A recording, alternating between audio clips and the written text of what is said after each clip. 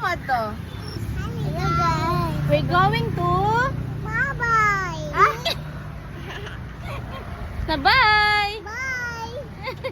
For today's video guys, kay kayo ginasalmi ninyo sa amo ang pinakalit nga laag karon. Karong adlaw di ay guys makaingon jud ko nga kaning laaga nga pinakalit kay mauni ang laag nga wala gisabutan kundi diretso nga laag. Pagmatan ako mga 9 AM so nagilis na dayon mi para diretso na mi dinhi sa Banigan Beach. Kaning lugar guys kay dili na ni bag-o sa amoa kay always ta mi dinhi nagaanhi kay para maligo. Makaingon jud ko nga wow, grabe, amazing kaini dinhing lugar. Kay kung makaani jud bitaw kaaning lugaran no kay makaingon jud ka nga lami jud kay siya balik-balikan. Ang balas pino kaayo, ang dagat bugnaw, perti ka bugnaw as in magbalik-balik jud ka sa kanindot sad sa lugar. Tan-aw gud na ninyo ang palibot o kung unsa kanindot naapay hangin nga hastang sakto lang, dili siya kusog, dili pud siya hinay, sakto lang jud. Og syempre, kay dinganhi man mi dinhi nga walay mga pamahaw, ang amuang pamahaw ug ang amuang panudto kay nausara. Og syempre, kay pinakalit lagi ni nga pagkalaaga, so wala pina-prepare na mga pagkaon nga pwede namong lutuon. Like bihon ba nga kanang madali-dali nato nga maluto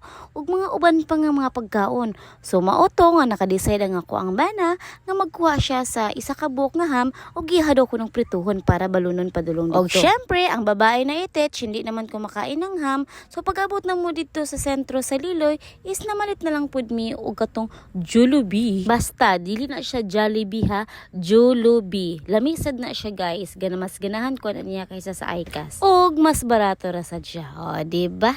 Di na siya sponsored ha. Chara. Feeling vlogger kayo ang vake. Ay! Sakit ha? Ado. Sakit!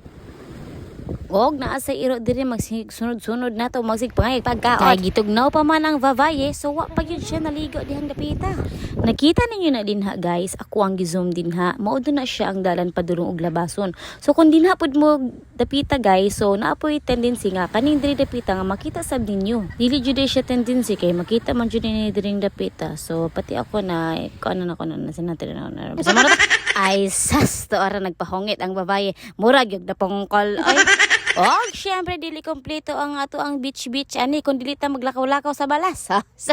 Murag yag turah ang persa. Oh, di ba? Bisag asa ibutang ang babaye. TikTok is life. So anak ko sa ilaha aw bahala po diha pagtabi mo kay mag-TikTok sa ko dire. Dili man jud kun nila sabayan oy. Wala na lang pud sila nanumbaling sa ako ah. Aw bahala na mo diha. Kamo na magigo.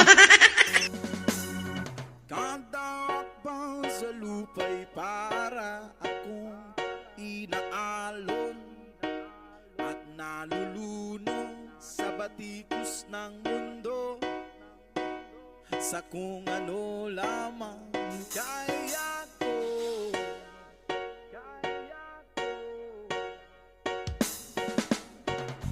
Pigang-piga na sa mga problemang di masolusyonan ng